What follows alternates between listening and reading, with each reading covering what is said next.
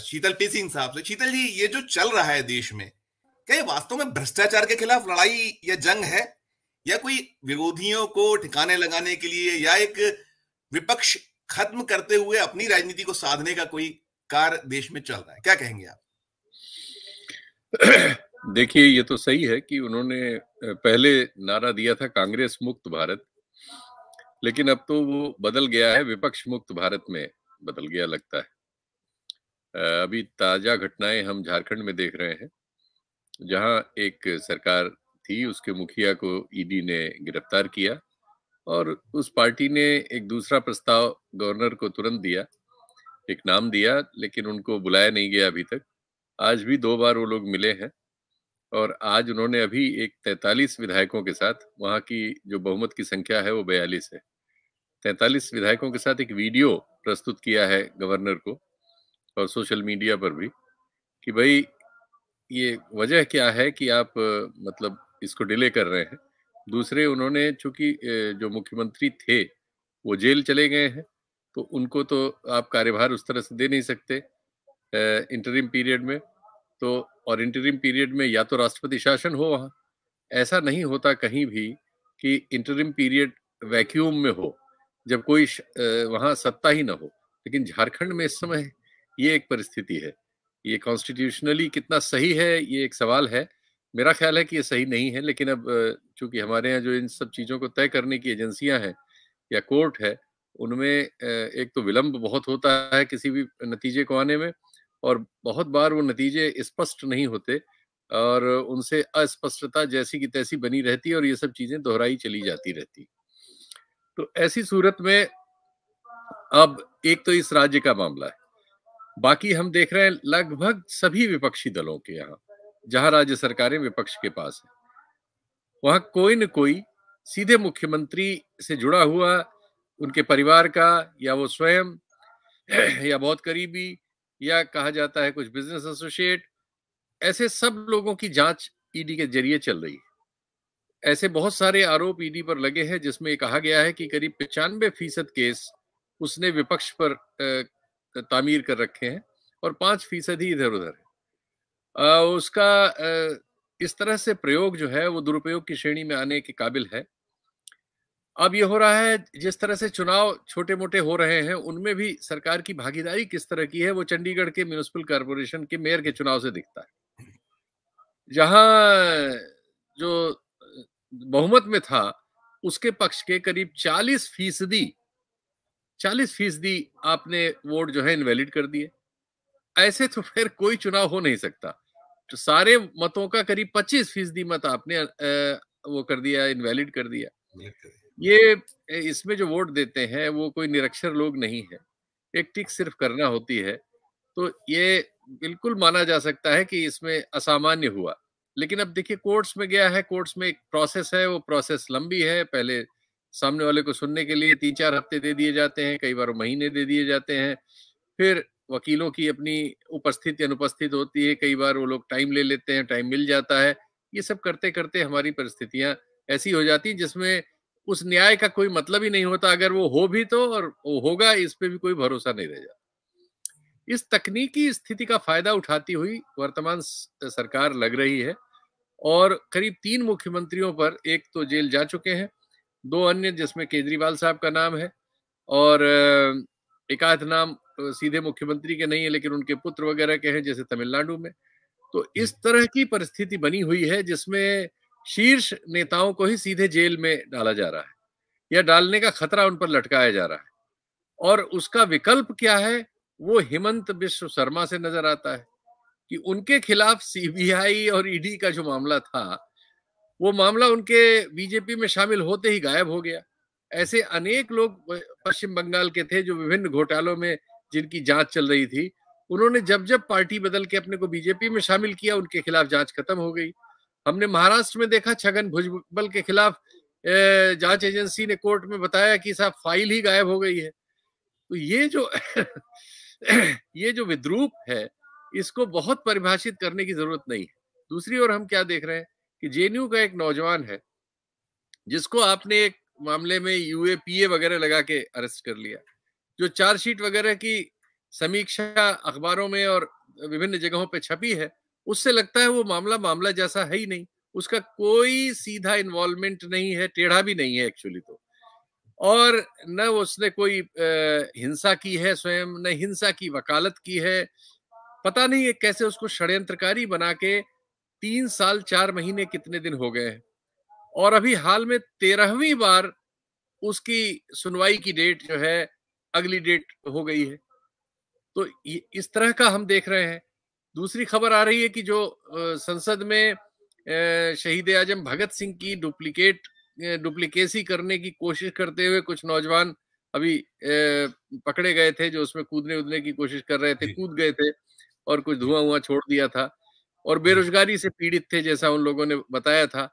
उनके बारे में आ रहा है कि दिल्ली में स्थित जो स्पेशल सेल नाम की हमारी एजेंसी है, जो सीधे गृह मंत्रालय को रिपोर्ट करती है, उसने उनको प्रेशराइज किया। ये एफिडेविट पे उन लोगों ने शिकायत की है कोर्ट में, और अच्छा, प्रेशराइज करने के लिए 3rd डिग्री में उन्होंने इलेक्ट्रिक करंट तक का इस्तेमाल किया, और जिसके जरिए वो ये कहलवाना चाहते थे कि वो किसी विपक्षी नेता का या दल का नाम ले दें कि उनकी कॉन्स्पिरेसी से उन्होंने ऐसा किया है। मैं कहता हूं कि हो सकता है कि ये प्राइमा फेसी ठीक न हो, लेकिन अगर इन सब की जांच नहीं होगी तो हमें पता नहीं लगेगा। जी, लेकिन अगर ये सब सच है, तो हम सचमुच में एक ऐसी जगह पहुंच गए हैं जहां अब तर्क, समझ सब जवाब दे जाती है, और पता नहीं हम देश को कहां की तरफ खींच रहे हैं और इसे कहां पहुंचा देंगे ये सब करके। एक बहुत बड़ी आबादी के खिलाफ जो मन में आए सो बयान देने वाले असंख्य राजनेताओं और स्वयंभू धर्म के ठेकेदारों, बहुत से इंडिविजुअल समाज सेवियों को के खिलाफ हम कोई कार्रवाई होते हुए नहीं देखते। दूसरी ओर हम पाते हैं कि एक अल्पसंख्यक समुदाय के किसी नौजवान ने या किसी ने इस तरह की किसी छेड़खानी से उत्तेजित होकर कोई हल्की फुल्की मूर्खता कर दी, तो हम उसे घसीट के कानून के दायरे में और सालों महीनों जेल में सड़ने के लिए पाते हैं। ये जो परिस्थिति उत्पन्न हो रही है, कि किसी भी समाज के लिए सभ्य असभ्य जो भी हो, उसके लिए निश्चित तौर पर भविष्य में नई चुनौतियां पेश करने का रास्ता है। ये कोई सामान्य रास्ता तो नहीं है। अतीत के हमारे इतिहास के सारे अनुभवों ने यही शिक्षा दी है कि ये रास्ता ठीक नहीं है, इस पे न चला जाए। लेकिन सच्चाई ये है कि हम लोग इस रास्ते पर लगातार बढ़ते हुए मिल रहे हैं। जी, बिल्कुल। आपने कहा कि असम के मुख्यमंत्री का आपने उदाहरण दिया, कई और भी राज्य हैं। तो शीतल जी, ये भी माना जाए कि अब जैसे मोदी बीजेपी को चला रहे हैं, बीजेपी यदि कुछ है तो मोदी है और मोदी यानी बीजेपी, एक सा स्थिति पैदा हो गई है। तो क्या ऐसा माना जाए कि वो चाहते हैं कि विपक्ष भी मोदी के अनुसार चले? ऐसा कुछ संदेश है इस पूरे जो घटनाक्रम हो रहे हैं, शीतल जी? अनम्यूट कर लीजिएगा, माइक अनम्यूट कर लीजिए। विपक्ष को वो चाहते हैं कि वो बीजेपी में सरेंडर कर जाए या जी, नीतीश कुमार बन जाए, कुछ इस भूमिका में मिले वो। विपक्ष को विपक्ष के रूप में वो नहीं चाहते। ये उनके आचरण से, उनके व्यवहार से पता लगता है। जब 147 सांसदों को संसद से निलंबित कर दिया जाता है, ये जो हमारे सामने दृष्टांत है, वो ये बताते हैं कि वो विपक्ष को चाहते ही नहीं। विपक्ष को वो चाहते हैं कि उनका सोशल मीडिया का जो बहुत बड़ा महाकाय लाखों संवाहकों का ग्रुप है, वो उनको गाली देने के लिए इस्तेमाल करे, आलोचना के लिए इस्तेमाल करे, पंचिंग बैग बना के रखे। या तो उसकी ये भूमिका हो, या वो सरेंडर करके इनके सामने नतमस्तक हो जाए।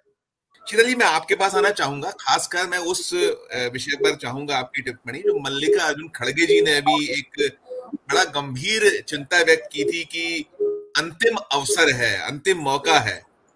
उनके बयान को भारतीय मतलब बहुत बयान को भाव नहीं मिल पाया, लेकिन बहुत गंभीर बात उन्होंने ये कही है कि अंतिम मौका है। कैसे देखते हैं, क्या उनकी चिंता आपने वैसे जाहिर की है, लेकिन और उसको अगर हम और तफसील से जानना चाहें तो क्या कहिएगा? क्या हम लोकतंत्र की समाप्ति की ओर पहुंच गया है ना? मुझे तो लगता है मौका नहीं है। मुझे तो ये लगता है मौका नहीं बचा है। देखिए, जनता भी एक बड़े हिस्से में इसको समझ रही है।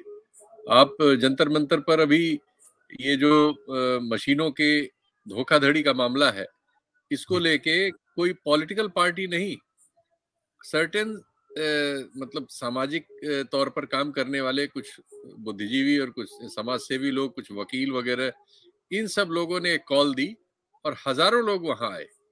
इस देश की अब एक बहुसंख्यक जनता इस बारे में ये संख्या बढ़ती ही जा रही है, यकीन करने लगी है कि हमारे यहाँ ईवीएम वगैरह से गड़बड़ी करके चुनाव जीते जा रहे हैं।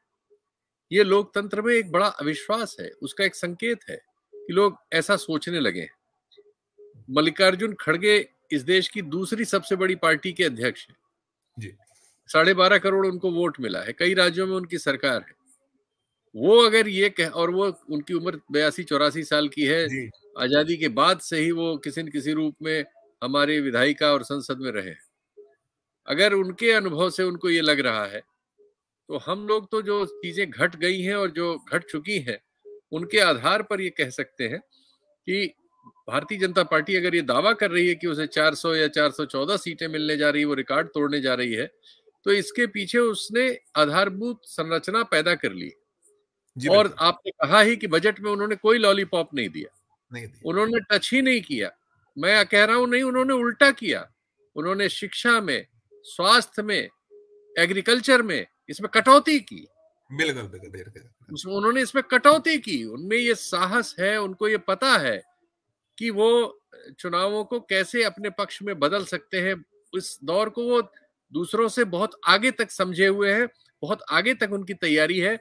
और हुआ यह है कि उन्होंने सारी पार्टियों के फाइनेंशियल मसल को क्रिपल किया है इन एजेंसीज के जरिए। इनको मुकदमों में ही नहीं फंसाया है। हम ये सच्चाई जानते हैं कि हमारे लोकतंत्र का ये सच है कि कोई भी चुनाव जो चुनाव आयोग की और देश की स्वीकृत तय सीमा है उसमें नहीं लड़ा जा सकता। 30 लाख रुपए में विधायिका नहीं लड़ी जा सकती और 60-65 लाख रुपए में सांसदी नहीं लड़ी जा सकती। हम आप जानते हैं कि इनका 20 गुना 25 गुना ज्यादा खर्च होता है। 10-15 करोड़ 20 करोड़ से कम अब लोकसभा का कोई चुनाव नहीं होता, कहीं का नहीं होता। और बहुत जगहों का तो उससे भी बहुत ज्यादा का होता है। विधायक के भी चुनाव 2 से 5 करोड़ के बीच में जाते हैं। बहुत जगह तो इनके टिकटों की कीमत भी करोड़ों में है। कुछ पार्टियां टिकट भी बेचती हैं और कुछ दलाल लोग विभिन्न पार्टियों में सेटिंग वेटिंग कराते हैं, तो इन टिकटों की भी कीमत उससे ज्यादा है। तो ये आप समझ लीजिए कि ये सब जो खर्च होता है राजनीतिक रूप से, अगर विपक्ष के सारे दलों के आर्थिक आधारों पर एजेंसीज का हमला इस तरह से हो कि वो जेब में हाथ न डाल सके और देश के सारा पैसा देने वालों की लिस्ट सत्तारूढ़ दल के पास हो, उसने बॉन्ड निकाल रखे हो जिसमें उनको पैसा देना मजबूरी हो, इसके अलावा अपरोक्ष रूप से भी देना उन्हीं की मजबूरी हो, भ्रष्टाचार के जितने संकेंद्रण हो सकते हैं, जैसे करीब 10.5 लाख करोड़ के आसपास इंफ्रास्ट्रक्चर के टेंडर्स का है हमारे यहाँ, आप इसका 10% रख लीजिए तो 1 लाख करोड़ होता है। 1 लाख करोड़ ये पैसा पार्टी फंड अगर रखते हो या करप्शन में रखते हो, ये पैसा सत्तारूढ़ दल के ही लोगों को मिल सकता है, क्योंकि वही ये टेंडर बांट रहे हैं। तो इस तरह से सीधा जो भ्रष्टाचार के जरिए हम चुनाव में धन के प्रयोग से फैसले बदलते हैं, वो ताकत एक तरफा हो चुकी है। कांग्रेस पार्टी पहली बार अपने इतिहास में चंदा मांगने निकली पब्लिक से। उसने लोगों से कहा कि हमें दीजिए इतने, मतलब छोटी रकम से बड़ी रकम तक, एक दिन का ये सब उन्होंने कहा, 1 महीने का दीजिए, अपने सांसदों विधायकों से कहा। तो ये जो नौबत है, ये नौबत, इसके पीछे छुप बहुत गंभीर मतलब है। मुझे ये अब पूरा विश्वास हो चला है कि मध्य प्रदेश का चुनाव और छत्तीसगढ़ का चुनाव खरीद लिया गया। आज सिर्फ विधायकों को ही खरीदने की बात नहीं है, सिर्फ गवर्नर के जरिए सरकारों को टॉपल करने की बात नहीं है, मतदाताओं के मन को भी खरीदा जा सकता है। क्योंकि एक तरफ 80-82 करोड़ लोग आपके यहाँ इस तरह से हैं जो बेचारे जिंदा रहने के लिए सरकारी राशन, 5 किलो राशन पे मजबूर है। 10-12 करोड़ इसके अलावा लोग हैं जिनको राशन कार्ड मिला नहीं है, उनकी शिकायतें हैं। ऐसा नीति आयोग के एक पत्र में स्पष्टीकरण आया था कि 10 करोड़ से ज्यादा लोग ऐसे हैं जो कहते हैं कि वो राशन कार्ड के लायक हैं लेकिन उनको मिलता नहीं। यानी करीब 90 करोड़ की आबादी हमारी ऐसी है जो इस 5 किलो के राशन के लिए मजबूर है। ऐसे लोगों के लिए अगर प्रति मत 500, 1000, 2000 रुपए कोई पार्टी पहुंचा सकती हो, उसके पास ये इंफ्रास्ट्रक्चर हो, उसके पास सरकार भी हो, तो आप समझिए फिर चुनाव की क्या स्थिति रह जाएगी।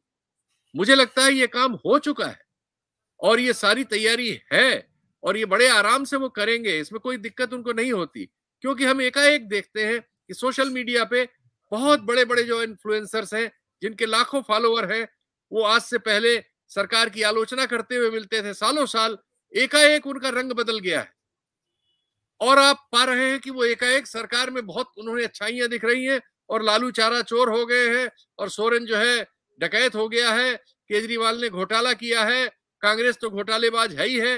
अब वो ये सब तर्क दे रहे हैं, और उनमें से बहुत सारे लोगों को राम राम करते हुए भी पाया गया है। वो भी एक बहाना है शिफ्ट करने का, कि हमारे धार्मिक आधारों पर हमला हो रहा है, ऐसे समय में नहीं बोलेंगे तो कब बोलेंगे। ये सब बहाने हैं, लेकिन असली चीज है कि सबकी जेब में, सबकी जीविका के लिए, सबकी और चीजों के लिए कुछ जेब गर्म करने का सामान दाएं बाएं घूम रहा है। तो अब हमारे यहाँ ये खतरा हो गया है, और हमारे इस पूरे सब कॉन्टिनेंट में खतरा हो गया है। बांग्लादेश के बारे में अभी किसी ने उल्लेख किया ही, वहां कोई चुनाव नहीं हुआ, क्योंकि इसलिए नहीं हुआ कि जो बात आज हम आप कर रहे हैं वहां का विपक्ष हमसे पहले कर चुका है, और उसने ये मान लिया कि वहां भी चुनाव जो है लूट लिया जाता है, तो उसने चुनाव का बायकॉट किया, और वहां विपक्ष के उम्मीदवार ही नहीं मिले चुनाव लड़ने के लिए, तो सरकार अपने आप लड़ी, अपने आप जीत गई। पाकिस्तान में आप देख रहे हैं कि प्रधानमंत्री जेल में है, और उसे 15 साल 14 साल की सजा हो गई।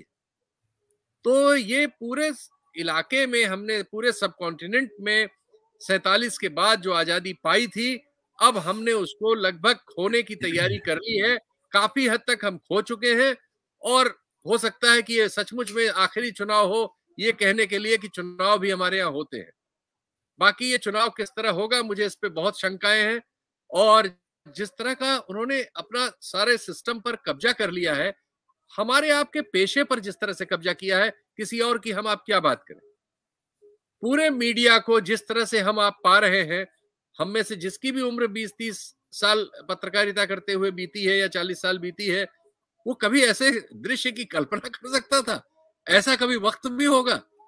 हम सब हमेशा से जो उस समय की सरकारें थी, उनके खिलाफ पूरे जीवन भर उनकी आलोचना करते हुए, उनके खिलाफ खबरें निकालते हुए, उनके भ्रष्टाचार की बहुत सारे मुद्दे सच या झूठ होते हुए भी वो रिपोर्टिंग करते हुए बड़े हुए, और ये हमेशा सोचते थे कि एंटी एस्टेब्लिशमेंट ही पत्रकारिता है। आज हम पा रहे हैं कि पत्रकारिता का मतलब एंटी एस्टेब्लिशमेंट होना तो गुनाह है, जेल जाने के बराबर है। आपको वो एस्टेब्लिशमेंट ही नहीं होना है, आपको दूरदर्शन को और एएनआई को पछाड़ना है, आपको किसी भी 5 जन्य को भी पछाड़ना है, आपको ऑर्गेनाइजर को भी पछाड़ना है। ये पत्रकारिता है। तो हम यहाँ जब पहुंचा दिए गए हैं, इसके बाद हम ये कल्पना करें, अखिल स्वामी जी में बड़ा साहस है, उनकी उम्र है, उनका सम्मान है, लेकिन जो मैं देख रहा हूं, मैं उसके हिसाब से कह सकता हूं कि अब इस चुनाव में इस देश का भविष्य पहले ही बंधक हो चुका है। ये चुनाव नहीं होगा, पता नहीं क्या होगा। ये चंडीगढ़ के रेप्लिका आप देखेंगे जगह जगह, और तमाम बेशरम अफसरों को देखेंगे कि जीते हुए चुनाव को हारे हुए रिजल्ट में बदल देंगे।